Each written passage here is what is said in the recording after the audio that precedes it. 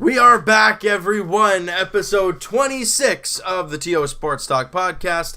I'm your host, James Price, along with Evan Brown. How's it going, buddy? It's going good, man. After a week's vacation, we're back. We're ready to go, and we're going to be starting off with the Blue Jays. Shocking news out of the ballpark. Josh Donaldson has been put on waivers, so that's pretty shocking. And also, a certain shortstop, Troy Tulowitzki, having some very questionable comments about the Blue Jays in their future. And of course, we're going to be talking about the prospect pool, Vladdy G, Jansen, everyone down there, Bo Bichette. So that's going to be the Blue Jays segment. And for the Leafs, Rasmus Sandin, a lot of questions were, was he going to be going back to Owen Sound, back to Sault Ste. Marie and play for the Greyhounds, or would he go with the Marlies, or would he go to Rögle in the Swedish Hockey League? Well, we'll say where he's going to go and play the 2018 season coming up. Also, Matthews' contract, there's been comments from Austin Matthews that have been scaring a lot of Leaf fans. And William Nylander, well, we're getting real close to the season getting underway for the Leafs. Still no contract for William Nylander. We'll talk about that. And last but not least, the Toronto Raptors. Talking about some signings for the Raptors, and also the Raptors hiring Kawhi's close friend off the San Antonio Spurs. We're going to be breaking that down for you, and a new slogan that Raptor fans have seemed to embrace. So we're going to be talking about that too. Now, like you said, right off the top, but before we get into that kind of stuff, how was the vacation? We're going to talk about that first. I went to Disney World in Orlando, Florida with the family. It was great time. You know what? You just need to refuel and get back to your senses after long, because me and you both work full-time. We do this. You do a bunch of videos. So it's just nice just to take a break for a week, refuel, have a few drinks, whatever, come back, and you're refreshed to go. So it was a fantastic vacation, guys. If you have a chance to go down there, I would do it 100%. And you're down there, what, for a full 7 days? I was down 8 days. 8 days. 8 days. So the flight was fine. There wasn't any crying babies next to me. Oh, that's always good. Lineups were great. No drunken, miserable people on the Actually, plane. the lineups were not great. Sometimes it was over an hour and a half wait for some rides, but no drunken stupors. And the food down there was, I can see. How was the airplane food? I'm very curious. I didn't have any airplane food actually. I had a complimentary water. Oh, well, I mean, there you go. It was either water or club soda. So no thanks, no club soda. But the club soda, it was in a full can. But it was only a glass of water. Which one would you choose?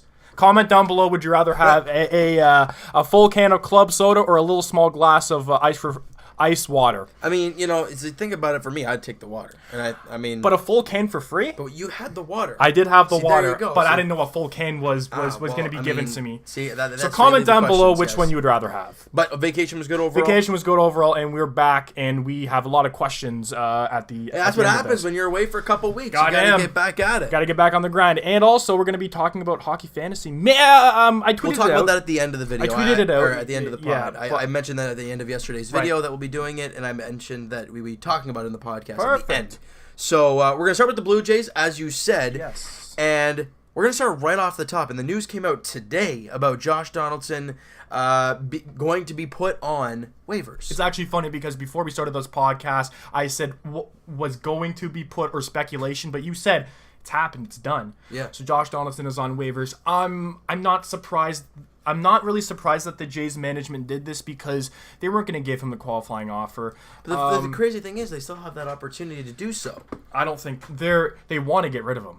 Right. And if you get rid of Josh Donaldson for nothing and let him go at the end of the season, you're telling the entire fan base we're not contending. I know Vladdy Jr. is coming up, but Josh Donaldson, healthy or not, he is a great talent. I agree. But you let him walk for nothing, and that's a big thing. Now, the question for Josh Donaldson is, if you do get the qualifying offer, do you accept it? I think you do, because you play next year, and if you're healthy, you get paid. I don't think he wants to stay with this team anymore after being on. Now, waivers are the same like in hockey or sport where any team can grab him or sign him right now. Yep. Okay, so I don't think that he's going to clear waivers. There's no way. No, he won't. Well, he will clear it because he's got like $30 million. What contending team has that type of money left available to sign a guy who hasn't been healthy all year? It's risky. Only for like what? Half right. or a quarter of a season left. People have that money though. Do people have that? People who are already in contention, the Dodgers, the Diamondbacks, all these great teams, do they have that money to spend? What's a payroll? Remember, exactly. It's a so payroll. the Yankees could do something. We don't really know because the payroll for the if New York Yankees. Yankees. If that's the case, then there's very stupid people, because the reason we got Brandon Drury is because they got their young third baseman in Duhar, who has been unbelievable for them. Mm-hmm. And then you throw in Josh Donaldson into the mix. It could be a death piece, though. It could be a death piece as well. Death as in for what? Half a season in a playoff run? Yeah. Or I should say like a quarter of a season in a playoff run? I mean, yeah. You acquired Giancarlo Stanton for a reason, to win. Yeah. And you throw Josh Donaldson into the mix, who can't stay healthy, and you're throwing a lot of money. I mean, it's a really big I don't factor. think he's going to clear... He will clear it. I don't think... So if he clears, he'll be sent to AAA? No. What'll end up... So, revocable waivers is... You put him on those waivers, so since he is in the minor leagues, you can trade him. You can now trade Josh once he clears these revocable waivers. You can officially trade Josh Donaldson. Now teams are interested in Donaldson just because of the name and former MVP, and when he is healthy, he is a very good player. Is he healthy now? The reason why they're going to be putting him on waivers is because just yesterday he started his first game in rehab down in Dunedin. So he obviously can play. It's going to be... Yeah, of course. They wouldn't trade it. No one would accept... Can you see a bottom feeder team taking a shot at him? No. Well, what's the point? No, well, I'm just saying maybe to possibly sign him long term, because you're pretty much trading his rights at this point. Pretty much. Right? Yeah, you pretty much are. Yeah. But I think a guy like him at his age, who has never seen free agency before, he'll want to test. Like Edwin. Yeah. The Jays had an opportunity to sign him. They gave him that initial contract to sign. He said no because he wanted to test free agency. Clearly, money-wise, it didn't work out for Edwin. Well, Edwin was coming off of 30 home runs. I mean, he had a great season. Yeah, he did. And the Jays tried to give him $80 million. But he's like, no, I want over $100. And the Jays were like, no, we can't do that. And then he got a lower offer. And then he only got $60. Indians. Yeah. And right? That's what I think Jays... So with Donaldson... he's got to realize he's not the player that he once was. If I'm not mistaken, that option is like $19 million or something along those lines. Yeah. Are you telling me a team is going to give Josh Donaldson a multi-year $20 million?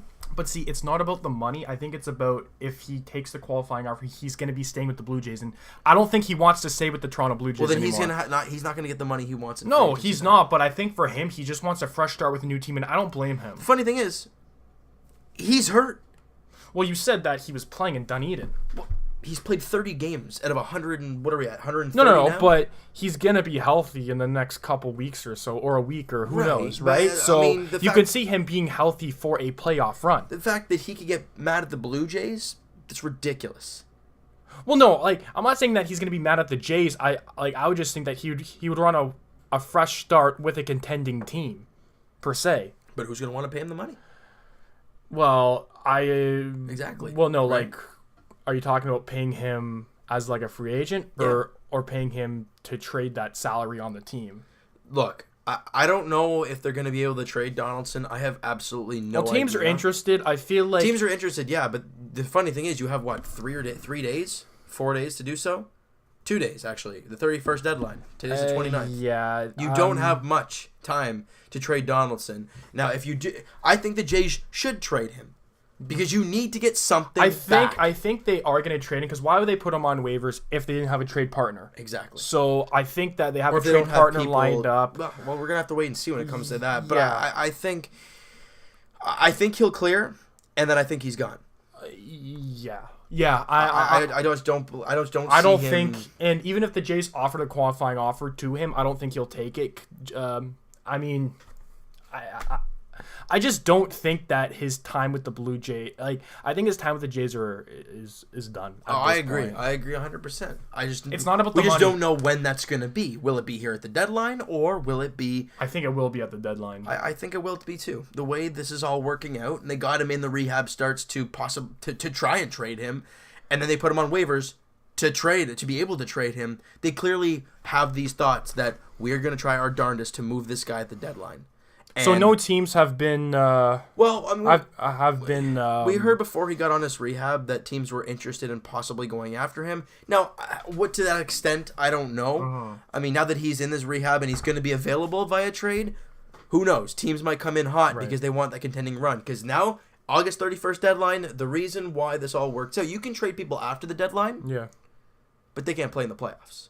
So really, this is the last deadline of the season for big impact teams, big impact players. So I feel like Josh Donaldson is on his way out. Yes. Yeah. I think a few days, he'll be gone. And teams might get desperate if they really want that third baseman with power to come out there. I mean, he is healthy. now you look at teams that might possibly want him, and a team that I've always looked at as a possible suitor, and they've always been a team that's talked to the Blue Jays, the St. Louis Cardinals, and clearly the Blue Jays and them have had lots of talks with Diaz and Grichuk trades. Yeah, right. Both of those happened. Now, St. Louis is in the first wild card spot. I mean, they're in that spot. They have a 3-game lead over the Dodgers for obviously the Dodgers are the team out of the playoffs. Yeah. And St. Louis has the first wild card. So you could see them jump into Because the St. Louis is over the past 2 years we've heard talks. The Jays are talking with the Cardinals for Donaldson. We've heard this over the last few seasons. Right. And okay, so let's just speculate that he is traded to the St. Louis Cardinals. Who could you see coming back? It's obviously not a roster player. I hope it's not a roster player, unless you get a young, decent roster player, which I doubt you'll get. Yeah. For a guy who's gonna play less than half a season. So you can see him being traded for another prospect, which is always I'd like good. to see a couple prospects come back. Will we be able to get a couple prospects, a couple middle level prospects? I would love that. Will it happen? I How's don't the know. farm system for the St. Louis Cardinals? I don't really know. I'm gonna go. See, it's tough to say because we don't really know where Donaldson's value is. Exactly. So we can't really say who. I could go through their system and say, "Oh, I'd like this guy, and he's their number 8 prospect." But is Donaldson even remotely close to that type of trade value? I don't know. And who knows? Maybe this could just be a rental for them at this point. It's tough to put a value on JD because, like you said, he's been injured. We know what he's capable of. He's not necessarily old. He's injury prone though, so it's... The funny thing is, we talk about injury prone, and last year he missed 50 games, but he still played 117 games last year. No, he which did. is still a lot, but this year it's terrible. And it's only going to get worse as the age rolls on, and he is getting older, right? Yeah. So, yeah, I mean, with Josh Donaldson, I mean, like you said, he's getting older, and we talked about this with Jose Bautista. He wanted this big money at 37 years old or 36 years old, and we're all like, "You're nuts!" And we give him a 1-year deal. Right, exactly. Yeah. And then he was gone the next year. And actually, speaking of him, he got traded to the Phillies. Yeah, was it claimed off? Was it? I think he was put on the revocable waivers, and then they traded him to the Phillies. He was good with the Mets. He wasn't bad. I think I'm pretty sure he struggled hard in the month of August. That's what you would kind of expect with an older player. You don't really. I mean, you don't really expect. Streaky. Yeah, exactly. So he got traded to the Phillies. Phillies are playing horrific right now. They're 2-8. They're playing probably their worst baseball of the season at the worst possible time. Jose on the season is hitting $196, 11 home runs, 14 doubles, 40 RBIs. At his age, but I mean, he's over a strikeout per game as we were used to. But he's got his walks at 56. He hasn't. So he's still a productive player. Yeah, so he hasn't had a hit in 5 straight games. So I mean, it's hard. It's kind of funny. I just kind of wanted to throw that in there. Yeah. No, but going back to this JD? It's tough for Jays fans, obviously, because we know that he's been such a key part of this team for so long. And you know. But it's the sentimental factor that Jays fans are like, oh, why you do, whatever, rather than the productive. You got to think towards the future. That's what this team is. The Jays signed Josh Donaldson for 1 more year. What's that going to do? Will that do anything for this team? Will we be an instant contender next year? No, it's just going to waste a year of Donaldson and waste a year of really us. Yeah, really. I mean, it's just exactly. With Vladdy, you don't really want him to split time with Josh. You want to give him the reins and kind of let him go. Let Vladdy just kind of take the reins. And if he doesn't succeed right away, you have a guy like Brandon Drury, who is an actual third baseman, who the Jays still have. He's only 25. He's got lots of control left in him, and Diaz has been playing third right now, and he's been great. So we have depth at that position. You have those other options, and Solarte as well. He's hurt right now, and I hate the way he plays, but because like you said, he plays lazy. But he's a third baseman. He's been playing a lot of third this year. So we have depth at that position. You have the options if Vladdy doesn't work out there to start the season, or you want to give him a day off there and have him DH. You have options. Exactly. And do that. So with all the names I just mentioned, Do you need Donaldson in that mix as well? Is Donaldson willing to play some first He's more base? of a cancer than a productive player. Well, I shouldn't say a cancer. Again, it's just the sentimental value about Jays fans want to keep the gang together. You can't keep the gang together for a long time, right? Like, guys, think about it this way. If the Jays had Edwin still, would they be a contender? No, it's one guy. I mean, I think it would help us be a contender last year if they had a healthy Donaldson. They weren't a healthy rotation. They weren't good in the rotation. Look, we could have had Edwin all we wanted last year. It wouldn't have done anything. Well, I wouldn't say it would have done anything. He may have got you like 5 more wins, but the team was still under 500. Right, so because really of the starting pitching. Right, exactly. Yeah. It was terrible. I'm just gonna try and find here. Do you want to? I'm pretty sure. Troy Tulowitzki. Don't quote. Yeah, we'll get to that in a second. I don't know if I was right about this or not, but I think I heard like a week ago or something that Justin Smoke got put on the revocable waivers, or did he not? You might want to quote that by somebody because I don't think. No, that's why don't quote me because I swear I heard it, but then I'm thinking about it in my head. I'm like, the guy's got no money on his cap. He's making like $5 million. Plus, any team would take that. So never mind. Scrap that whole thing. But I swear I heard that. So let's get to the Troy Tulowitzki spiel. Yes, very shocking comments. So I don't know why he had to come out and say things like this. I'm a shortstop. If someone is better than me, I'll pack my bags and go home. Look, first off, you're not a shortstop right now. You're on the DL and you haven't touched the field all season and half of last year. Mm-hmm. And if someone is better than me, I'll pack my bags and go home. Well, right now, like I just said, you haven't played in a year and a half. Diaz, okay, well, he's healthy. Gurriel, well, he's healthy. Bo Bichette is the future of this team. He's healthy. I'm sorry. As much as this team is paying Troy Tulowitzki, I would not be opposed to him packing his bags and going home. I don't know if that's actually legal. Just for him to leave. No, so. Going back home would be going back to the Rockies, I'd imagine. They don't need him. It doesn't matter if they need. Well, I don't think the Rockies would even remotely close to think of that. Because we talked about his contract, and he is signed for. Is it 3 more or two or three more years at after the season? At a very it's like $20, ridiculous $25 cap million. hit. It's ridiculous. Exactly. So I wouldn't be opposed to that. And when he got traded to the Jays, I don't think he was necessarily like happy that he got traded because he's a very. I think he was and he wasn't. Because they told him that he wasn't and he loved the Rockies. Because he got drafted there and he spent his whole career there. I get it, but then he just got traded to a Canadian or to a contending team, and the Jays traded for David Price, Ben Revere, Mark Lowe, all at that time, and then we're like, this team is a contender. You have that playoff run, and we were contending. It helped him. I mean, it probably helped him feel better about everybody and knowing what this team can do, but.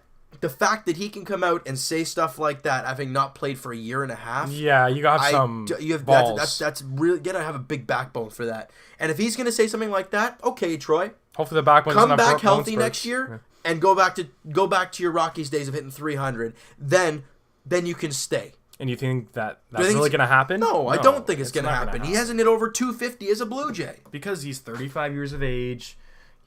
I think he's 33, 34. But anyway, after these crazy injuries anyways, he's had a ton of injuries in his career. And this one he's been, like I said, out for a year and a half. And this is the last thing that a young Blue Jays team needs is stuff saying... Some nagging old veteran that doesn't want to leave. Exactly. You don't need that. No, especially for the young guys that want to play, that want to learn from. And he's making $25 million a season to sit on his rear. So get him out of here. Like, you know what I mean? Like if he didn't say these comments, I wouldn't be opposed for him to stay on this team. But since he said these, it's like, buddy, we don't want you and you don't want to be here. So the Jays and Jays fans, all right, we know what 2015 and 16 were like. They were fun years. Yeah. We get it.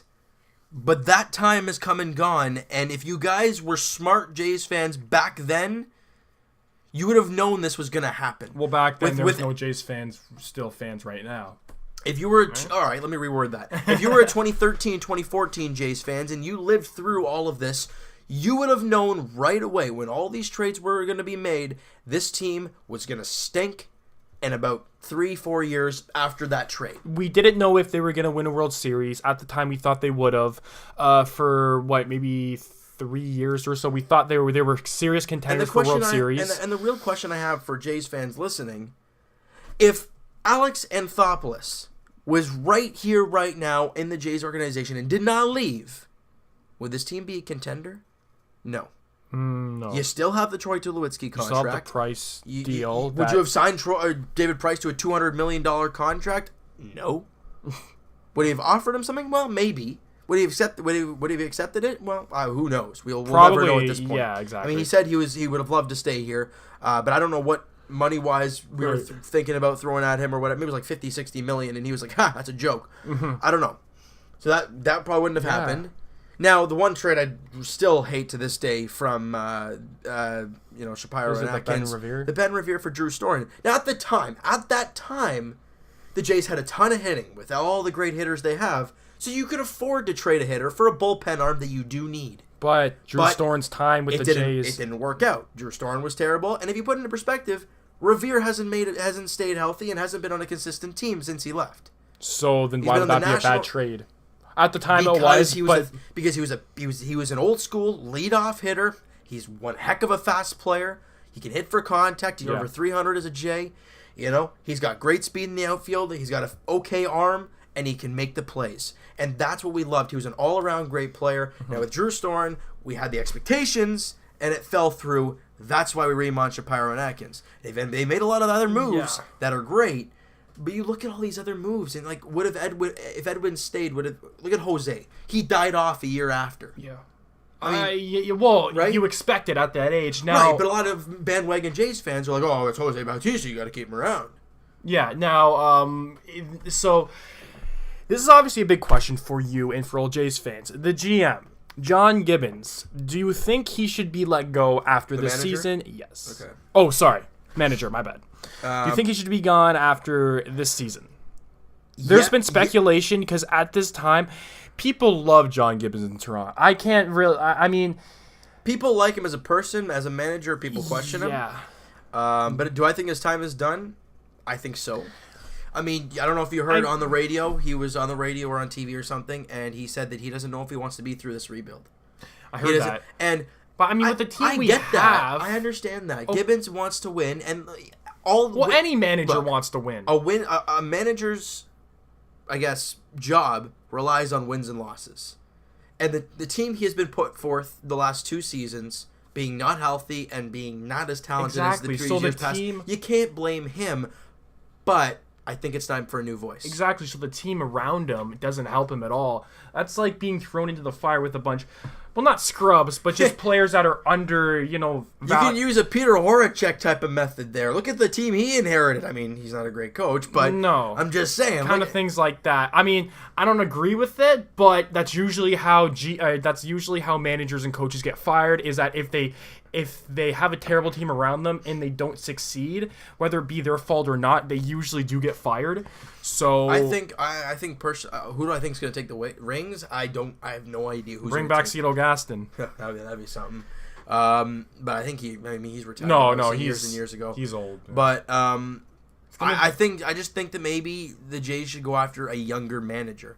You look at the way the Yankees and Red Sox have gone. Aaron Boone, former player. I mean, he's a new coach, but look, they're doing well. Look at the Red Sox. Alex Cora, former player. Usually, former players aren't really good managers per se. I think it's different for hockey when it comes to things like that. Because for baseball, you just put the player out there and they do their thing.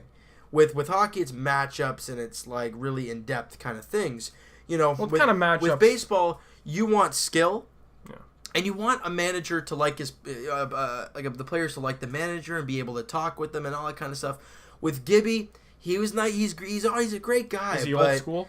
I think he is old school, and I think that's where things got to change, right? I think they got to get a new face, a new voice, and I'm not sure who it's going to be. Okay, so that being said, what former Blue Jay player would you love to see as the manager? There was one name that came out, Eric Hinsky. That's back in the day now. He was a former Blue Jay. I liked him as a player. It wouldn't hurt me to see him. What about like a Vernon Wells? What if Orlando Hudson? Oh god, yeah, that's a name of the past. I got his poster up in my room anyway. O-Dog. Still, O-Dog. That's pretty crazy. How tall was O-Dog? 6'1"? I think that is 6'1". Yeah, 6'1". Yeah. But So Vernon Wells, Marco Scudero, maybe. I mean, the English may be a problem. Some good manager, some good, a good player that I don't know. I don't know who it's going to be. It might not just be a former Blue Jay player, right? But just something. I don't know. Maybe you might want to promote the New Hampshire Fisher Cats coach or something to come up with Vladdy and Bo and kind of feel great about that. Yeah. That'd be very interesting to tell. Yeah. So do you want to talk about the old prospects? Moving on to them because. A scare, but it wasn't worth a scare. You said that Vladdy G thought that he got injured, but it was just a rest for him? Yeah, because they were in a doubleheader yesterday, and they took him out of the game, and he was kind of in his, he was kind of holding his quad, I think it was, or something like that. And it wasn't a big deal, and he's fine. There's been no reports saying that he's injured, and there's been nothing. I don't see any problem with Vladdy. You guys, don't look too much into it until we hear a report that he is injured and he's day to day and he'll be out for a couple games. That's when we start thinking, oh boy. But otherwise, we haven't heard anything, so let's not think anything about it. And yesterday, even though he got injured, so it's quite interesting. You got some football updater going on here. What's going on? All right, Teddy B just got traded to the Saints. Sorry. Teddy B. Wow, that's interesting. What? Okay, anyways, we're back to the podcast here. Teddy Bridgewater. Wow, look at that. But I don't know. With Vladdy, you can't worry too much about it. You can't. And I think you look at a guy like Bo Bichette, and he's had the type of year that, he didn't get recalled because of the year he was having. You look at when Vladdy got called up, he was hitting like 400. The guy was a freak out there. You look at Bo, he was barely hitting 250, and he was struggling. And he was struggling to get some consistency.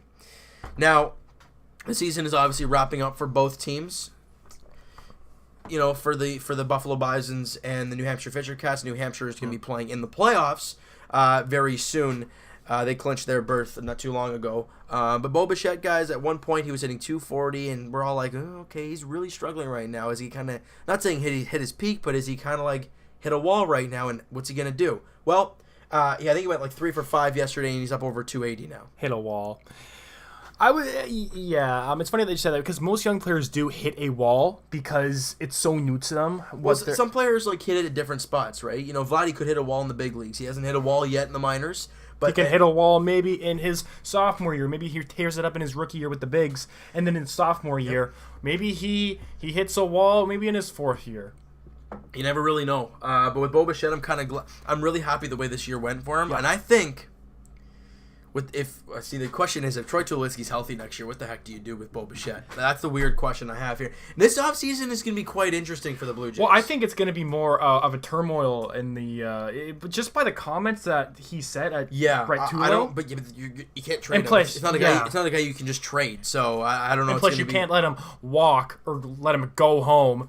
No. So I wish we could, but we can't. So it's going to be a really interesting year because you look at the minor leagues and who's kind of ready to go. Well, you look at a guy like Bo Bichette. I think he's ready, and if he has a good spring, I can't see why not. So you think he's ready? He's hitting 280. He's hitting the baseball ridiculously well down there in Double-A. Right. A lot of players kind of jump from Double-A to Triple-A, especially. I was just going to say that. Wouldn't you want him to go to AAA? No, I think the reason why Vladdy did is because he was tearing a Double-A apart, and you didn't want to bring him to the big leagues. No. So what'd you do? Throw him up to Triple-A, right? With Bo, he's having a solid season, hitting 280. He's got he's got like 12 home runs or something. He's doing very well there in Double-A. Right. And I think he takes this off season. He works hard. Continues to get better. Goes into the spring training, and if he has a great spring, then you look at him as a guy that could possibly make the team at a camp, and I'm really excited to see what happens next year. But there's a lot of question marks, and plus there's still a lot of games left. 25 or how many more games? I don't know. It's like 30 something, 25 games, something crazy. So it looks like you got a bit of a oh my god on your hands. I don't know how we just lost 2 straight to the darn Orioles. So do they have 40 wins yet? Well, I mean, if they sweep us today, they'll have 40. We got almost swept by the Orioles. Well, we lost both games by 7 runs. Well, I guess that's enough of the Blue Jay talk because James is miserable. It's terrible. Jeez, you should see him right now. Oh my But anyways, God. so I guess with the Leafs now, do you want to? Head to the ice. Yeah, let's go to the ice real quick. Rasmus Sandin has said he's going back to Rogel. In the Swedish Hockey League? In the Swedish Hockey League. I don't know I don't think it's a Swedish Elite League. I think it's just the Swedish Hockey League. I think it's the second highest or the third highest or something. But isn't that where Timothy Liljegren played? Yes, it is. So there you go, Leaf fans. Would have loved to see him. I mean, it's tough because you didn't want to see him on the Sioux again. You'd rather see him on the Marlies or back in Sweden. I would like to see him in the Marlies a bit more than back in Sweden. You could possibly see him start the year in Rogel and then possibly go to the Marlies at some point. I mean, now will that happen? For a playoff run, maybe. Well, that exactly right. Yeah. Give him that little bit of the NHL experience, the AHL experience. Give him that whole kind of thing there. And God, he's 18. Right. I mean, there's no rush when it comes to him. The Leafs have some great-looking, young, puck-moving defensemen, and I'm excited. I'm really excited to see what Sean Durzi turns into, if he does turn into anything, of course. Sandin, Liljegren, Andrew Nielsen, guys like that, right? And Travis Dermott possibly getting top 4 ice time this year. Exactly. And I want to get to something real quick before... I want to get to it a little bit later on. Yeah, I was going to say that. I just wanted to mention something. So with Rasmus Sandin, would have loved to see him on the Marlies, but starts off in the Swedish Hockey League. I don't think it's the Elite League. Put it into perspective, guys. He's playing Putting with him men. in the OHL is great, but he's he's in a better league now. I'm not I wouldn't say it would stunt his growth. No, it would kind of like it wouldn't really get much better. I don't think he would get much better from that league. Going into his sophomore year, I feel like he would be okay with any league he played for. Oh, for him, I think so. But when it comes to progressing and getting better at a quicker pace, Sweden or the Marlies. Exactly. Because, guys, he could have been with the Marlies because he's from Sweden. Now, think about that defense core with the Marlies. What spots do you have available? Is he going to get bottom 6 time? Well, Justin Hull is up right now on the Leafs. Right, but you have Vincent Laverde. I don't think he re-signed. I thought he did. Okay, well, let's just say that he re-signed. So you got Vincent Laverde, you got Martin Marinson. You have Timothy Liljegren. Yes. You have Andrew Nielsen, so that's Andrew 5 Nielsen. already. That's 5 already right there. Again, you could see some players get scratched because I don't even think Andrew Nielsen played a game in the playoffs. I don't know if he did. I don't think he did at all. I think he was a healthy scratch. And then you have somebody who can get sent down, like Justin Hull. What happens if he has a horrendous training camp or preseason or whatever? He could get sent on waivers. I don't know if he'll clear waivers, but you never know. You could see Connor Carrick maybe sliding down to waivers at a certain time. We're not sure. But I feel like this was the best move for him to play with big time men. You want that. And like that's why we were so excited seeing Timothy Liljegren go over there and play, obviously, to start the season and then go over to the Toronto Marlies. Didn't take him long to get to the Marlies last year. And the guy's 18 years old. You know what I mean? I mean, it's great. It's exactly what you want to see when it comes to development from your young guys. Now, will they grow into great players? Well, we're going to have to wait and see when it comes to that. It sounds it's like set up to be beautiful. Right. Just with a right-handed shot and a left-handed shot, both Swedish. I mean, with the defense core we already have, I get it's not the greatest, guys. We understand that about the flaws, but it's looking to be built right, if you will. So it's. So something I wanted to get to, and I was going to mention it before, but I want to talk about it now. You were just talking about how the defense core is meh. The one thing that I cannot stand this year, and I do not want to see at all, is Ron Hainsey play 30 minutes a game or whatever. I can't see that. You gotta let other guys do some stuff. I know, but you can't. It sounds like Babcock is still gonna have the Riley Ron Hainsey pairing still there. I mean, to be honest with you, it wasn't terrible because under those large minutes, he didn't really during the games. He wasn't that overworked. Like, he didn't look like he was overworked, but you can tell he was, but he didn't show like he was overworked. Right. He still produced on the top pairing with Riley. He wasn't a liability. Put in perspective, Riley had a 50-point year. Ron Hainsey had I think almost 25-point year. You know, put into perspective, he allowed Riley to be who he is. I think it was a mentor for Riley. I mean, I don't think Riley needs to be mentored. So. I think so. Having that veteran beside you and showing you the ropes and everything, that's a great thing for All right, so that being said, what you just said there, who would be the top spot there? I think you got to give Travis Dermott more of a damn shot. I think you go into next year... I don't think he's top 2 yet. No, I'm not saying top 2. Maybe Ron Hainsey plays the top line minutes. Oh, no, I agree. But maybe not as many penalty kill minutes. He's a great penalty killer. I get it. But you can't let him go straight 2 minutes of killing penalties and then being on the first line for the rest of the game. I think it's killer, man. Right. I think you keep him on the PK, but you just kind of, during that 5-on-5 time, I feel like you kind of maybe set him to the third pairing. Exactly. But keep him on the PK because he's great on the penalty kill. You can't have him play as much as he did last year. No. He was burned out by the end of the season. No, he was. Especially with your 37 years old. Exactly. And now he's a year older. He's already gone through that mess last year. Right. And you're asking him to do it again? So obviously we have Travis Dermott who could slide up there. And possibly Zaitsev. I think it's going to be a very interesting season for the D-core for the Leafs. Not really offense because with offense we know what we have. Can Riley and Gardner produce the way they did last season? I think it's ever so doable. Can Ron Hainsey, at whatever minutes they give him, still produce the way he did last season? We're going to have to wait and see. Can Carrick finally make that jump? We're going to wait and see. Can Zaitsev bounce back and stay healthy? There are a ton of questions. Zaitsev's a big Dermott one. Not have a sophomore slump. It's going to be really interesting to see how things work. Zaitsev is the big one because, guys, he's making $4.5 million for 6 more years. That's a big contract, but again, he had injuries during the season. I also think that he had a kid, so that doesn't help with everything going on. Yet he's a full-time hockey player. He has a wife. He went on the IR like a few different times, didn't he? He played, I think it's 60 games. I'm surprised he even played that many because it always seemed like he was hurt. I guess he was like injured small bits at a time, but it was like a ton of them. Yeah, it seemed like he missed more games than he actually did. That's hard when you're not getting it consistently. It's really difficult. But especially still new to the North American ice.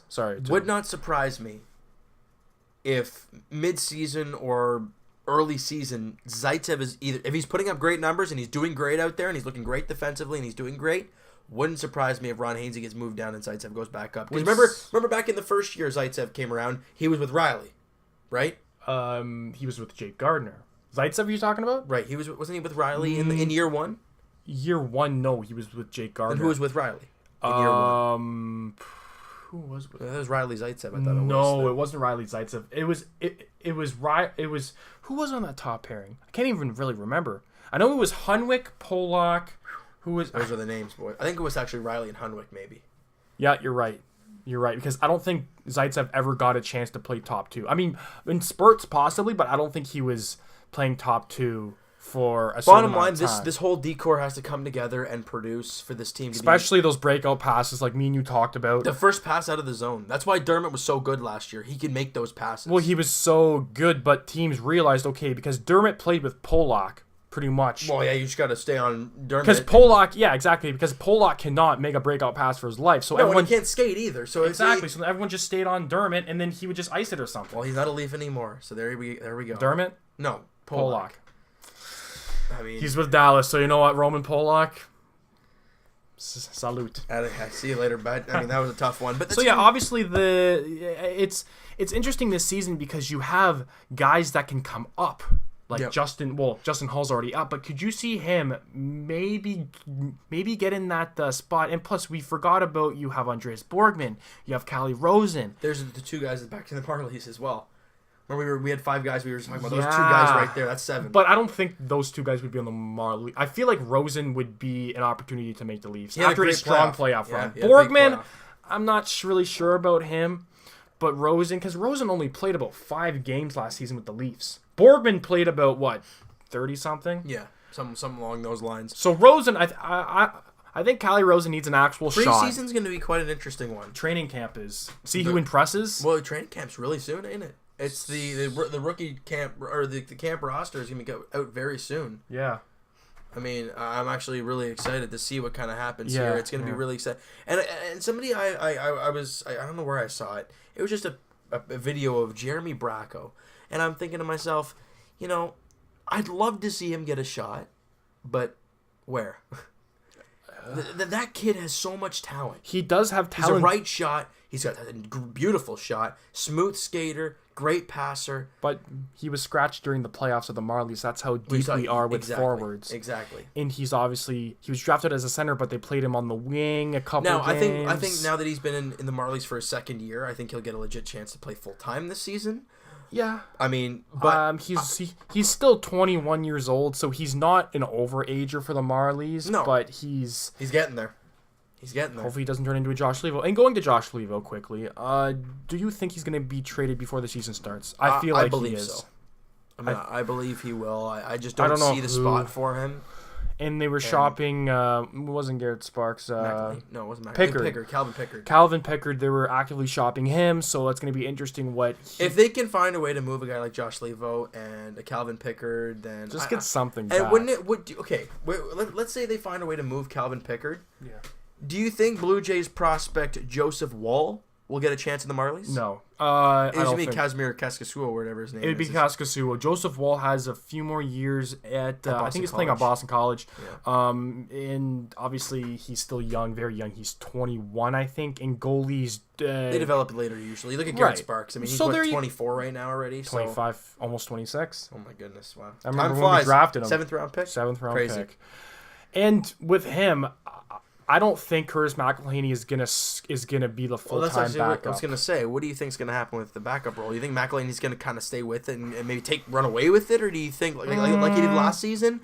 Or he's at that age now where it's very streaky when it comes to older. We thought that last year with McElhaney. And we thought that the year before too. But he's been great ever since he's put on the Leaf jersey. Yeah, he has, but I'm sorry, but Garrett Sparks proved all he can prove down in the AHL. I agree. So that's the problem, and you would rather lose McElhaney than Sparks. Yeah, I agree. I don't know what value you have on Sparks. What value you could get for Sparks. Could he go through waivers, McElhaney? I don't know. That would be tough. Could he possibly pass through waivers? What's the point of having him at that point, right? Try and trade him then. You know. Well, I mean, if that's sell high on him, I get it, but you don't want him to go for nothing. But you know, I don't know. It's interesting the backups for the Leafs. I mean, we have too many.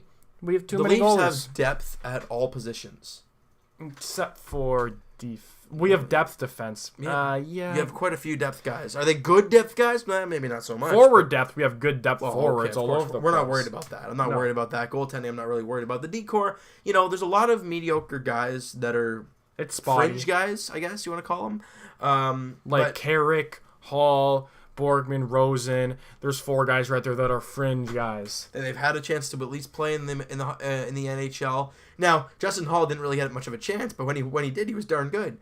Well, he was a point per game. There you go. So, I mean, you can't really say anything about that. So, it's going to be really interesting to see what Babcock works with the defense this year and kind of see who progresses, who goes backwards, who stays healthy. It's going to be quite an interesting preseason. It is going to be interesting. Now, the big topic. Let's start with Austin Matthews. Okay. And okay, so before you bring up the contract talks, the captaincy was brought up to him, and he says, "I'm ready whenever management is ready to give it to me."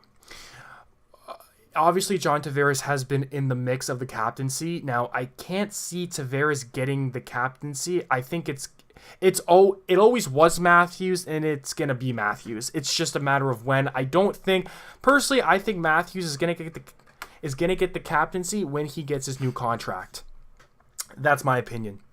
And obviously you have John Tavares, who was the captain for quite some time.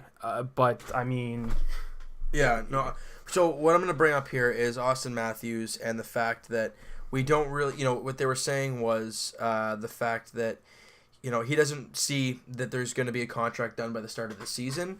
Now, when Leaf fans hear that, a lot of them think, "Oh God, are they going to let him walk?" That's probably the first thought, because when you hear that they're unsure about contract, whenever you hear that phrase together, no matter when it is, well, especially people freak out. Exactly, especially with the cap crunch we're in right now, with the whole John Tavares signing, with just everything coming up, Marner, Nylander, Matthews, it's tough. And the funny thing is, you know, Kyle Dubas, when he signed John Tavares, was asked, "Okay, well, now what are you going to do with your 3-headed monster?" He's like, "Don't worry, we'll get it done. Like, we'll sign them. We're not worried about that." He even before he signed John Tavares, he had to have talked to all three of the guys, Marner, Matthews, thing. Of course they did. And said, you saw how excited those guys were that they had John Tavares on the Leafs. So, wouldn't surprise me though if at one point in time one of the guys or a couple of the guys take a little bit of a discount to stay around just because this team is special. Yeah, or you could. I don't want it to happen. I mean, I'm a strong believer in that Kyle Dubas will keep everybody together, but yeah, it's gonna be tough. I don't see any guys getting traded. I don't see Nylander, Marner, or Matthews getting moved. I don't either, but I'm talking about other guys around the team. Jake Gardner's one. Jake Gardner's a tricky one. I don't know. Because Jake Gardner on is Marner's contract up next year? Yes, it is. So it's Marner, Matthews, and Jake Gardner. Jake Gardner on the open market is worth maybe $7 million. On the open market, yeah, probably. For us, 5.56. I mean, that's really the best we can do. Yeah, I mean, I think if he wants to win here and he loves it here and this team gave him his shot and he's got his best friend Morgan Riley in the team, you never know. Yeah, I don't think we can keep him, though. Well, we're going to have to wait and see what Kyle Dubas has up his sleeve. Now, there was a quote here from the man himself, Craig Button, on TSN. He says, no question, he will be the captain of the Maple Leafs at some point in time. And he's referring to Austin Matthews. Once we drafted him, once we won that lottery, he was going to be the captain of this team. Yeah. 100%. When we drafted him, he was going to be the captain. Now, when will he get the captaincy? We're not sure. I think he's going to get the captaincy when he gets the new contract next season. I don't think anything's going to happen this season. You don't think John Tavares is going to get the C? No. I don't think so. How about you? I don't think so. I don't know. Austin Matthews is the face of this franchise. I know. John Tavares is the Malkin. Austin Matthews is the Crosby. It's just how it is. It's just how it is. Well, both players were drafted by the same team when it comes to like Malkin and Crosby. No, but I'm talking about both are centers. One's a captain, but one's equally as good as Crosby, arguably, but he's just not the captain. We could speculate this all day about who's getting the captaincy. Who do you think? I think John Tavares. I mean, he has had the captaincy. Maybe experience. A dark horse. You could say. No. Don't even give me Ron Hainsey. Why not? Just give it to him. No. I think John Tavares, just because of the fact that he's had the captain, he's been a captain before. He knows what it takes to be a captain. He's captain material, I get it. And Austin Matthews is 21 years old, and has played 2 years in the NHL. But he's proven that he can put points on the board. Yeah, we don't know how much of a leader he is as of right now. Well, it's shown throughout his learning from John Tavares. I think would do wonders for Austin Matthews. I think if you give personally, I don't think he needs to learn from John Tavares. Anybody. Well, hockey-wise on the ice, you're right. Leadership, is one thing. I get it, but that's why you have Patrick. I would think Patrick Marleau is more of a leadership guy than John Tavares. Well, now you've got two guys that have been former captains on this team. Patrick Marleau was he was. Yeah, with San Jose. Yeah, with I think John Tavares would get it probably for maybe a few years. I don't know. I can't see the Leafs giving it to somebody and then stripping it from them. No, so that's I don't know. So I think it's going to be Matthews. It's close though, but I think it's if they're going to give it to Matthews, I don't know if it'll be this season. No. I think it's going to be next season. New contract, new captain. So you think there's no captain again this year? No, it's going to be 3 A's. Well, there's no Lou anymore, so because he was going to put all the A's on the chest. He didn't put a C. I know, but for right now, I don't know. I'm really intrigued to see what they're doing. It is just a letter in a sense. But it's more than a letter. To the player, I mean, it means a lot. Because last captain we had, nobody liked him. We're not going to talk about him. Actually, a pylon outside right now kind of reminds me of it. There it goes. People are doing construction outside. Dion! What's going on, bud? Okay, so we're going to move to another contract that is kind of scaring Leaf fans, and rightfully so now. William Nylander, we've been waiting and waiting and waiting. You and I have talked about it since the end of the season. Gonna happen. We talked about it when Andreas Johnsson and Freddie Goat got their signings done. We're like, the 3 RFAs. It should be done in the next week. There's only one guy left. You got to get him done. And we're here on August, 29th, and there's still no contract for William Nylander. Yeah. And it doesn't sound like they're close. No, it sounds like they're far apart. It's very interesting that this is going on at this time because I think it was David Pastrnak. He had the same issue where he missed a chunk of preseason because he didn't get a contract. So that might happen with Nylander, and I think it will. If that's the case, well, fine by me. If you get him for that cap hit, the Pastrnak cap hit, which is 6.6. I don't know. Well, I don't know if Pastrnak could have gotten more, but because of the situation, he probably had to take less. And this was before his breakout year, or was it his breakout year? It was after his first one. Yeah. I think so. I would be happy 6x6. 6 years at $6 million. That'd be perfect. I don't know. But we don't know what he's asking. See the thing, yeah, we don't know the asking price. But we don't know what the Leafs gave him. We don't know any of that stuff. But they're far apart, and yeah, I know it will get done, but it's worrying a little bit. Now, Nazem Kadri came out and said, that so this is about William Nylander. Yep. He wants to stay in the city of Toronto. He loves it here. He's a tremendous player, and he's going to get a contract one way or another. So that just speaks for itself. But that's Naz saying that, and Naz is not Kyle Dubas. He's going to get the contract. No, he's going to get I'm not worried it's not going to get done. But I'm just worrying when it happens. That's what I'm worried about. Is he going to miss training camp? Is he going to miss some preseason games and come Is he going to miss the home opener?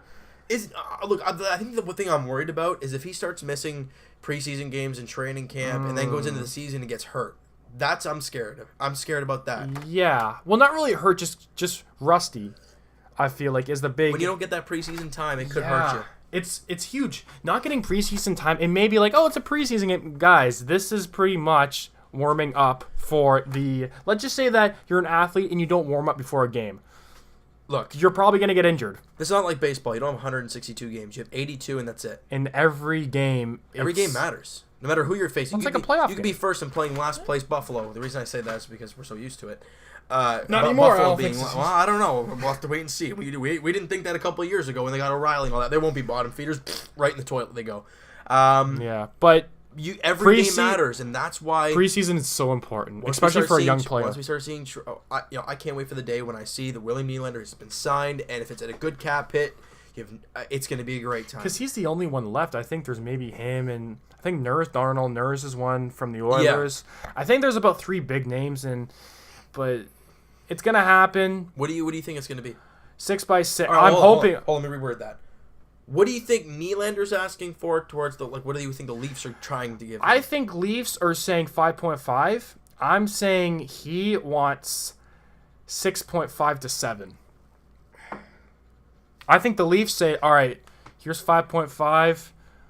Take it or leave. Well, not take it or leave it, but here's our offer. And then he's like, and his agent's like, no, 7 mil. Now, or if I'm 6.5. not mistaken, I'm hearing that it's not really Nylander doing discussions. It's more or less just his agents kind of discussing. His dad, I think, Nylander yeah, his dad is very involved in that, and I don't know if that's a good thing or a bad thing, but they're obviously not close on a contract. So now, that can change at any point in time. It can, but you could hear contract talks have sped up when it comes to the guys. Right. And then bang, its contract's done. Right, but not close would mean more than $1 million difference.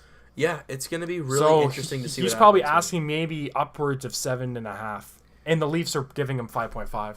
Yeah, and that's quite a ways off. But like we said, again, I hate speculating this because I know nothing about the contract talks, but this is what I'm just guessing.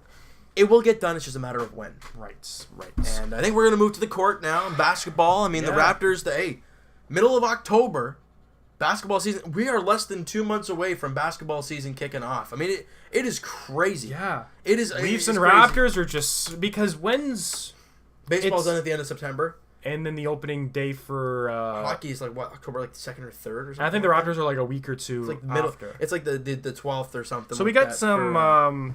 So just a quick thing, Kfelder. That was somebody from the San Antonio Spurs. No. This was the free agent signing.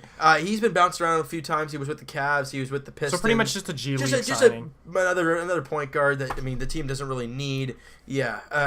And they signed him for depth. I don't really see it going anywhere, and we're just gonna leave that at that. Right. Exactly. I'm just gonna go to the thing we talked about right off the top. Obviously, Kawhi Leonard is the face of this franchise right now, really, and we're trying to do everything we possibly can to keep this guy around, and I mean, obviously, he hasn't even touched the court for the Raptors yet, and we're trying to keep this guy around. But now the new slogan that Raptor fans are Kawhi or die. Yeah, I love campaign to convince him to stay. Now I don't know if he's gonna take it. He's taking it as in people love this move. And that Toronto, and he's optimistic. This is what Toronto is great for doing. We talked about this right when the trade happened about people saying, he's just going to go to LA. Well, Toronto is great at persuading players. Because the weather's one thing, but the city itself and the fans are another thing, and we're great at convincing players.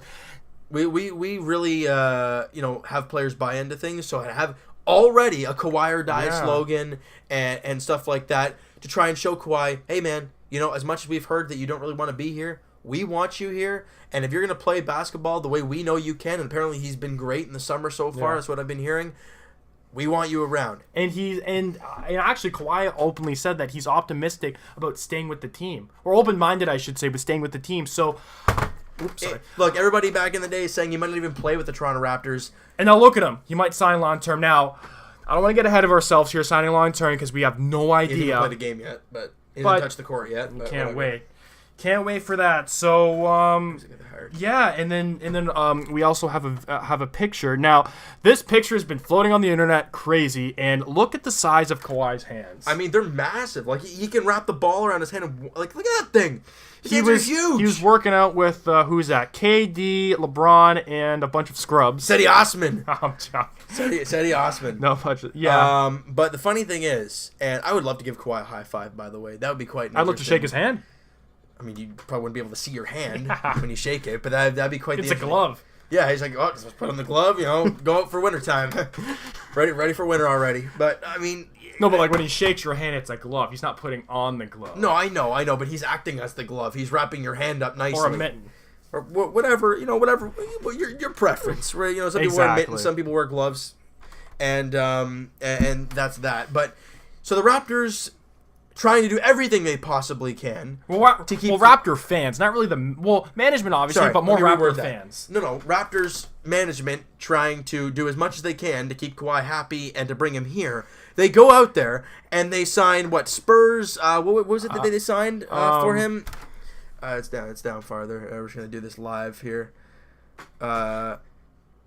Nope. Okay. Well, you lost it. I had this already set up here. It was somebody from the San Antonio Spurs. I think it was the video. Video surfer, video something. It was like a good. It was one of Kawhi's best friends. Yeah, one of his. Well, don't quote me on that. One of his close buddies. It says. So they signed him. So he's gonna be working the jumbotron, I guess, at the ACC. Well, I guess at the Scotiabank Center. Scotiabank Arena, dude. Come on. Sorry. That's the way this thing is gonna be now. Scotiabank Arena. So you can't find it, eh? Just give me a second. Jeez, I don't know. There's K. Felder.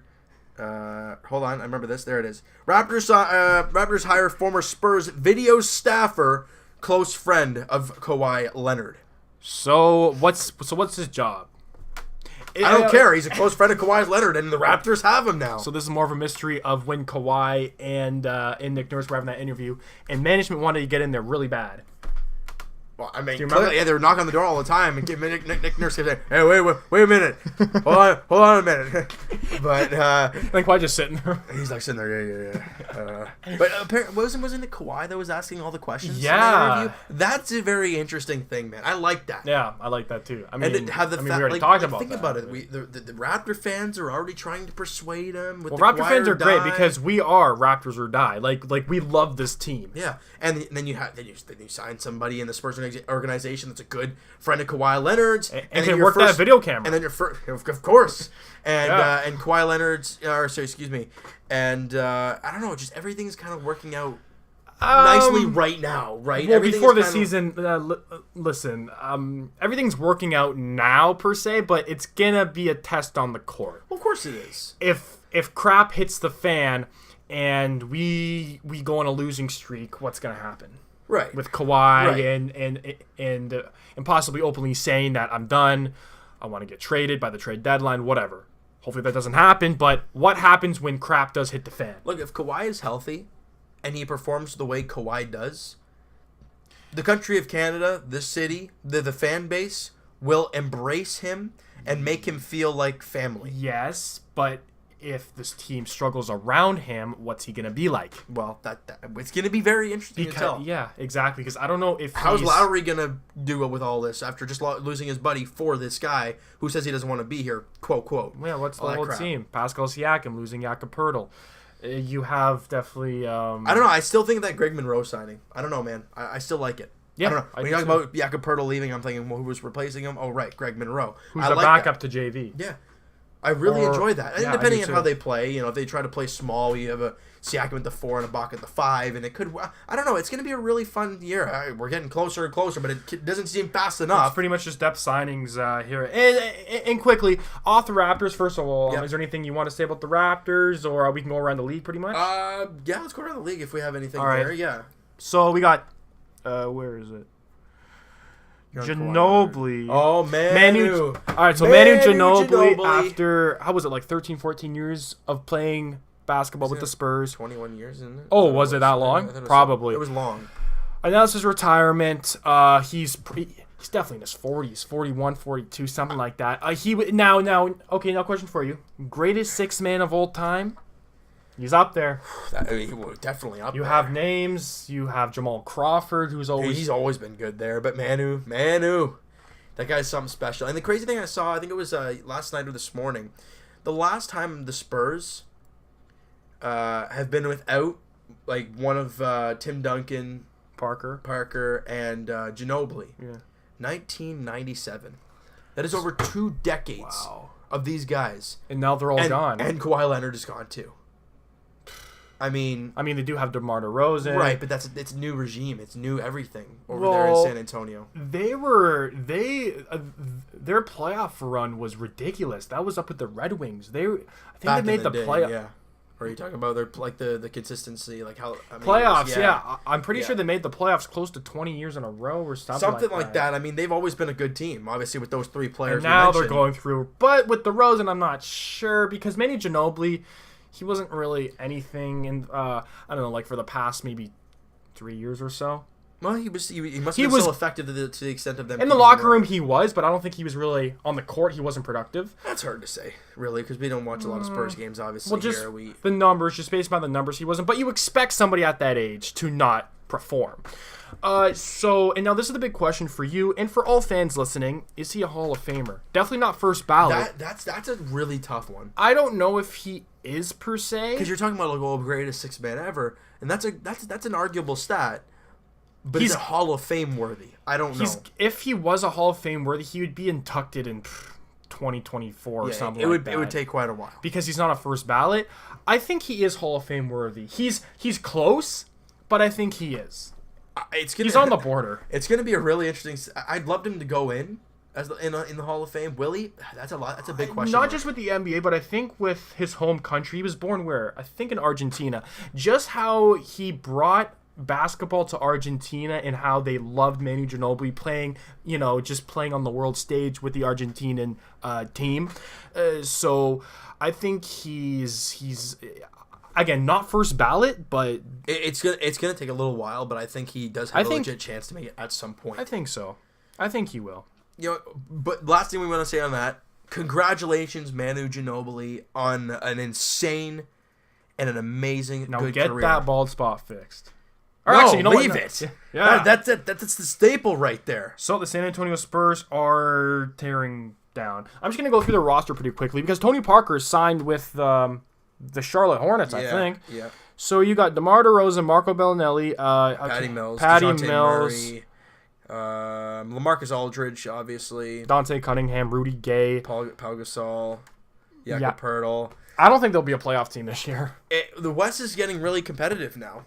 I mean, you have obviously the Rockets, you have the Lakers, you have the obviously the Warriors, you have all these teams, and then you have a team like like the Pelicans. Who can make let's run through it real quick. The Golden State Warriors. Do you think the Clippers are going to be a playoff team? Probably not. I don't think so. With all the trades they made, I think the Lakers are probably a playoff team. Phoenix, no. Houston, New Orleans, I think will still be one. Denver, Minnesota, Oklahoma City, Portland, Utah.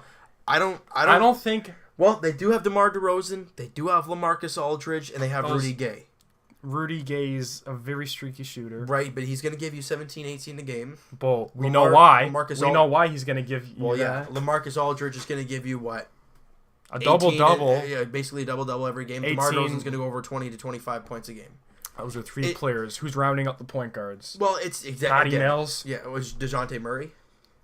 I mean, I don't know. It's a lot of hit or miss. Yeah, exactly. Especially, like you say, there's DeJounte Murray. He's only 21 years old, DeJounte Murray. First round, 29th overall. Wow. Yeah. Didn't realize that.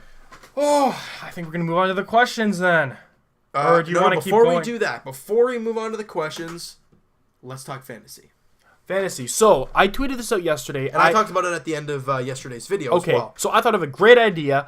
I tweeted out saying, if you guys wanted to be interested in hockey fantasy, we'll do basketball.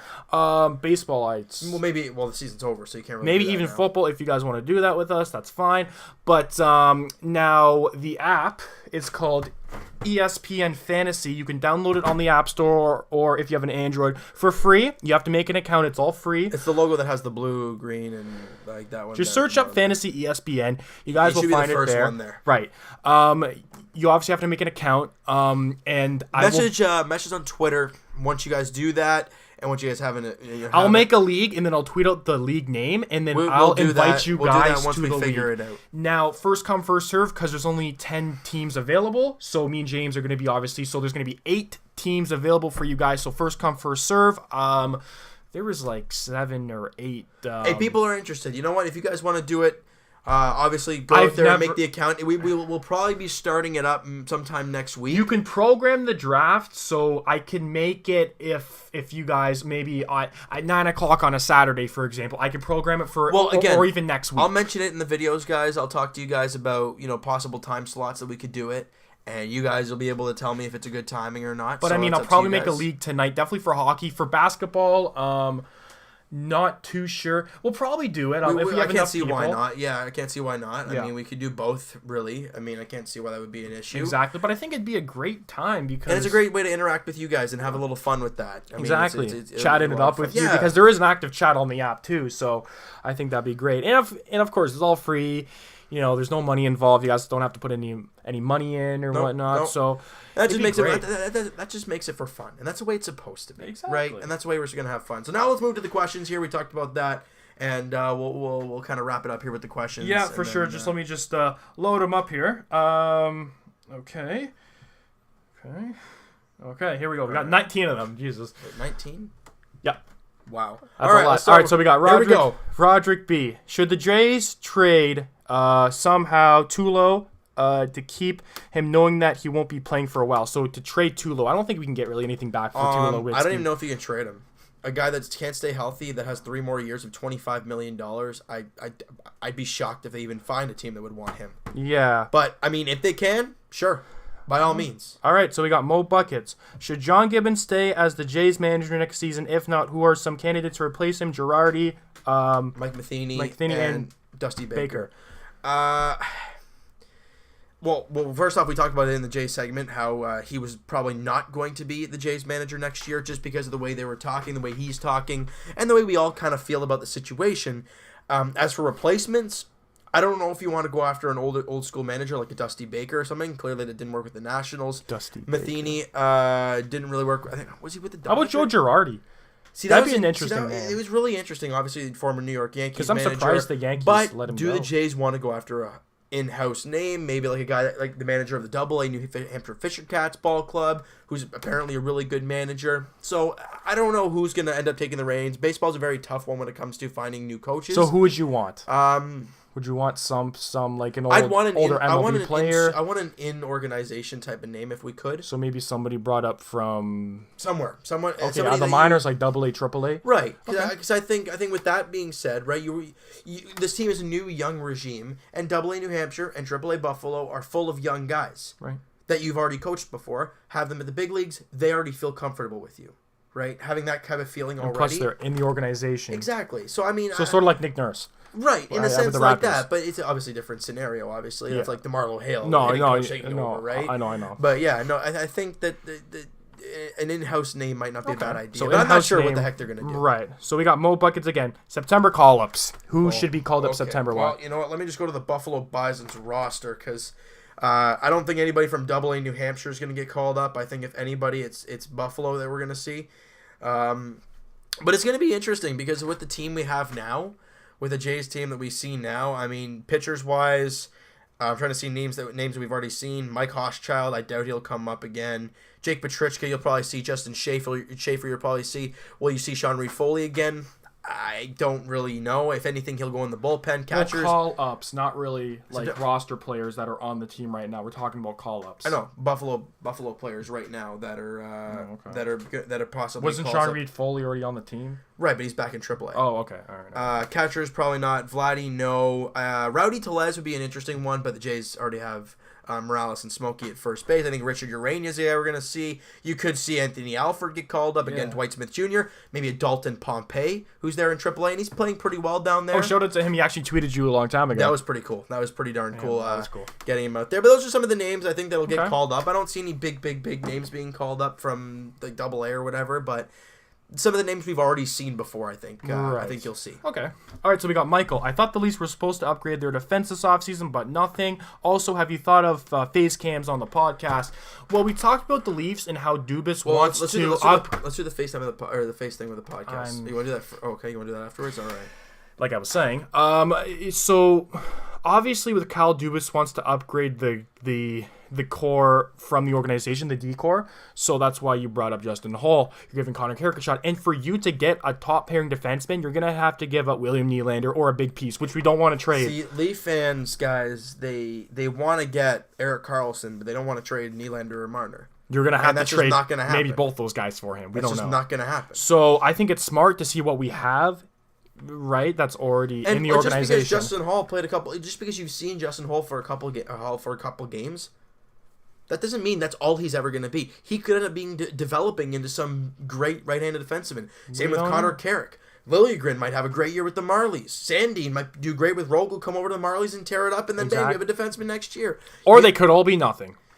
A lot of homegrown players are what you need, more or less. Like Travis Dermott. Look how good he's projected to be after half a season with the Leafs. Right. So, did anybody expect when Connor Brown was drafted by the Leafs in the 7th round that he was going to be a consistent NHL player? 5th round, but yeah, okay. Okay, well, whatever. Yeah. It feels like 7th when it comes to the 5th. Andreas Janssen. Right. Did anybody expect that? Zach Hyman. People saw the talent, but they didn't expect it.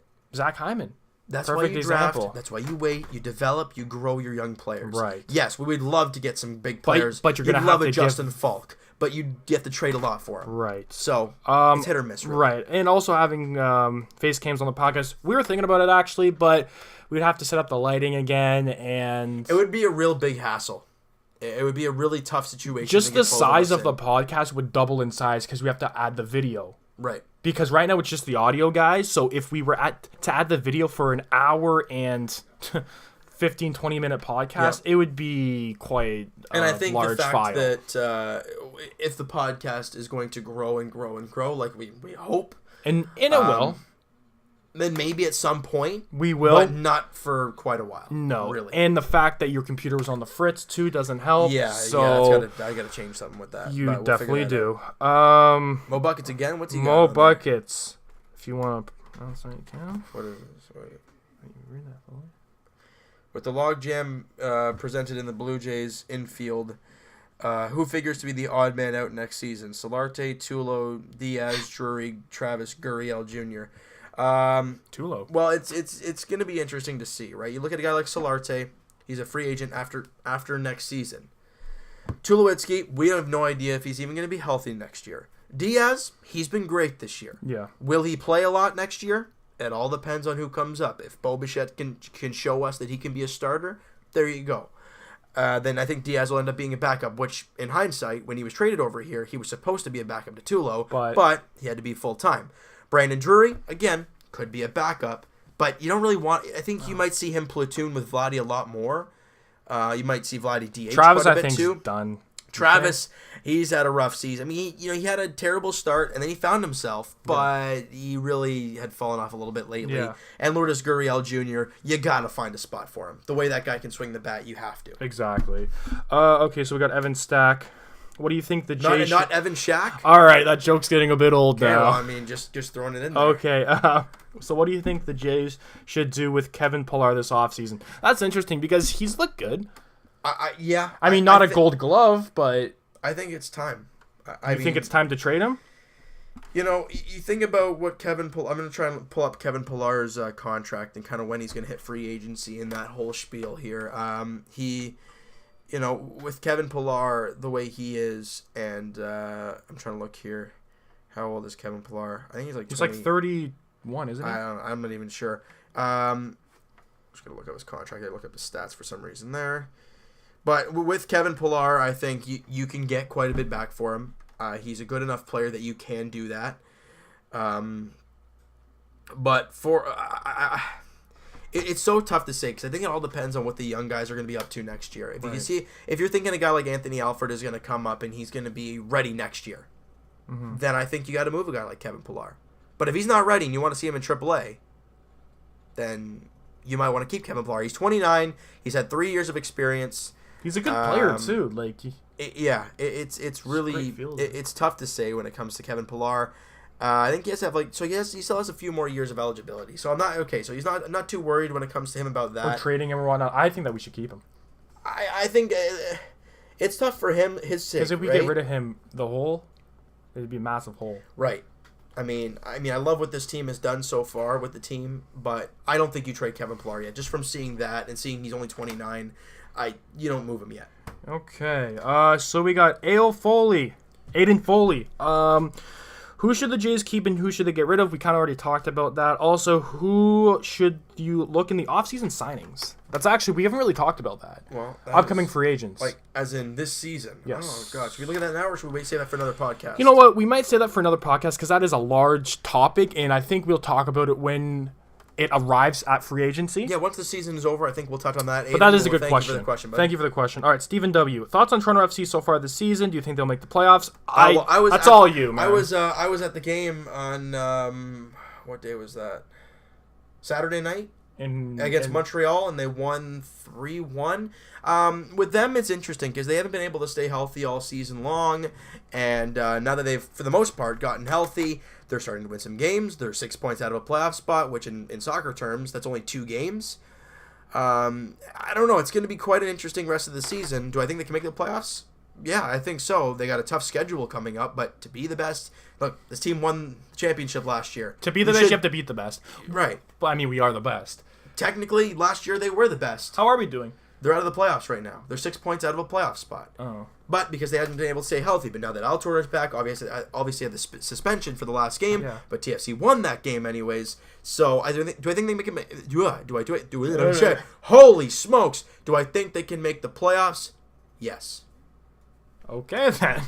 You drinking a little bit? Yeah, I don't know, man. I need some. Right. I need one. Stephen W. Aside from the sports topic, how'd your guys' day? Planning on to go on any vacations or holidays? Or have you gone holidays and came back already? Also wondering if James will be posting anything about training camps for the Leafs and Raptors. I know James will post the season previews for both. So, my plan for the Raptors... Well, let's start from the beginning. Okay, all right. Well, we know you had your vacation. We know it was great. How was your day? My day? Well, you know what? It's been great. I mean, I came a little late for the podcast. Yeah, I don't know what the hell that was all about, but whatever. I mean... I got to do Actually, I love this question. Thank you, Stephen, for asking us how our day was. That's the first time I've heard that on here. But are you planning to go on any vacations? You already obviously heard about mine. Didn't you go? My girlfriend actually in October we're heading to Niagara Falls for a week, or I think just under a week. I think it is. That's cool. So, but other than that, not really a whole lot else going on when it comes to vacations and stuff. Yeah. Okay. And as for videos coming out for the Leafs and Raptors, I'm going to be doing preseason videos for both teams. But not training camp videos? It's hard to do training camp. I mean, what do you pick from training camp? Well, this guy, skated well. I think we'll talk about that on the podcast. That's more of a podcast topic. That's more things you discuss and read reports and stuff like that. That's not something I'm going to do when it comes to that stuff. Okay. We got Aiden Foley. Will you do a Q&A on a video? You're thinking of doing 5K? Right. At 5K, I'm going to be planning on doing a Q&A video. I did that. I think I did that at initial 100 subscribers. So I did that. So Aiden Foley, just go back to a 100 subscriber video back in the day. So just type it up on the search tab. Just search up 100. Whatever view or 100 subs, 100 subs. But at 5K, I'm planning on doing another one because obviously a lot of people didn't really watch that one back in the day. Cool. I like this one. Will you ever vlog? Would I ever vlog? I don't know. There's been times where I thought I could do that. So what? You just hold up a camera to your face? You need to do you need a a really good camera and all that kind of stuff. And at this point, like one of those sticks, right? Not the selfie sticks. No, but how would you vlog? You hold the damn camera. If you're vlogging, you hold the camera with one of those sticks. Oh my god. Okay, we're not. Look, Aiden, you're starting some weird stuff here. No, I'm kidding, buddy. I'm kidding. Yeah. But will I ever do a vlog? Maybe in the future. Well, But as he's of a right Habs now, fan. I don't really know. Okay, we're not going to talk about that. I'm Okay, so joking. anyways. Will I ever vlog? Maybe. There you go. All right. So I don't really know what happened here, but the question that was asked, the person wanted to stay anonymous. So I guess we'll keep it that way. If you got a trade package like Tampa Bay got for Chris Archer, would you trade Stroman or Sanchez? Because I believe the Rays got a good package for Archer. They did get a very good package for Chris Archer. I got like Aaron Sanchez, maybe not, because I think he's a couple years younger than Marcus Stroman, but possibly. It would definitely be something I think about when it comes to Stroman. So again, same person, just anonymous. But okay. Is Nick Nurse a coach of the year candidate? And do you think JV will be an all-star? JV will not be an all-star, and Nick Nurse. It's hard to say coach of the year. The season hasn't started. He's never coached an NBA game in his life. But just with the team around him. It's really hard to tell. You've got a new superstar in Kawhi Leonard. Do I think he can win it? I mean, maybe. Well, wasn't the Boston coach new? Brad Stevens? Wasn't he the coach the year before? This is not his first rodeo with the Celtics. No, but last year it was his first year. So this is his sophomore year. No, Brad it's Stevens. the year before. Was his first 3 year. years. Yeah, this is his third year. It's hard to say, but with the team around him, he can possibly. With the team around him, I think it's possible. But I don't know, so. man. That's a big question. And JV will never be an all-star, in my opinion. So this is from Mr. Anonymous again. Thoughts on Murphy Smith? Well, this question was asked before yesterday, where he gave up 3 runs in 1 inning. So I'm just going to leave that there. Okay. This is from Mr. Anonymous again. So if the Raps don't do well, should they consider starting a bidding war with the Clippers and Lakers for Leonard? If they're not doing well? Well, I don't think they should start a bidding war with any team, but I think that they should unload on them. I think so, too. If they're not... Yeah. Yeah, exactly. So same person. There was actually quite a few questions from this one guy. Exactly. What return would you expect in a Morales trade? Also grade the Hap trade. I think we already graded the Hap trade. Well, I guess I'll do it real quick. I mean, it's really hard to tell when it comes to the J Hap trade. He's been very good for the Yankees, but Billy McKinney has been very good for the Blue Jays. Drury is obviously injured right now, but it's so hard to grade a trade when it just happened like less than a month ago. If you would have to grade it now, I'd probably B- for me. I'd say a BB plus. Okay. And obviously, what do you expect in Morales? in a K money trade? I mean, I don't know. I mean, the guy's hitting 250. Yeah, he went on that crazy streak, but it's hard to say. Still has holes in his swing, but he's a great power hitter.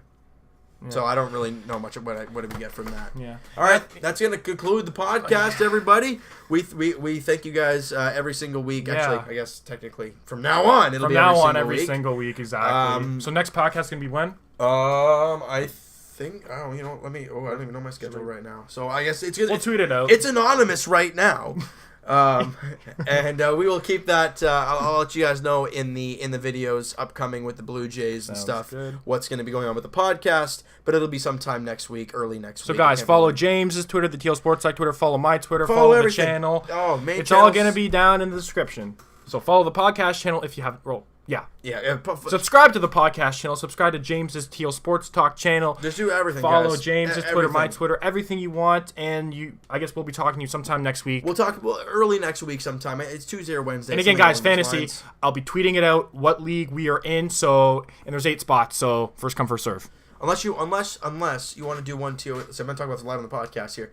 Unless you want to do one TO Sports, I can allow somebody else to join in and have 9. We do one team, and then we have 9 other people instead of kind of having just 8. We could do that. Again, I know. We'll discuss it. Yeah, we'll definitely talk about that. Yeah. But that's an option, guys. So we appreciate your support, guys, every single week, and I support you guys.